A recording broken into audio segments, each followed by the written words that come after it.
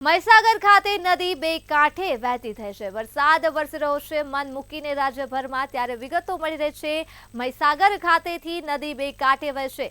સંતરામપુરની ચિબોટા નદી બે કાંઠે વહેતી થઈ છે। સંતરામપુરની ચિબોટા નદી પહેલી વખત બે કાંઠે વહેતી થઈ છે। નવા નીર આવતા જ સ્થાનિક લોકો આ નદીને જોવા માટે ઉમટી પડ્યા છે। તો ચિબોટા નદી પહેલી વાર બે કાંઠે વહેતી થઈ છે, જેના દ્રશ્યો તમે જોઈ શકો છો। મહીસાગર ખાતેથી આ દ્રશ્યો જોવા મળી રહ્યા છે, જ્યાં ચિબોટા નદી બે કાંઠે વહી રહી છે। પ્રથમ વખત આ ચિબોટા નદી બે કાંઠે વહેતી થઈ છે। ઉપરવાસમાં ભારે વરસાદના પગલે આ નદી બે કાંઠે વહી રહી છે અને સ્થાનિક લોકો આ નદીના દ્રશ્યો નિહાળવા માટે પણ ઉમટી પડ્યા હતા।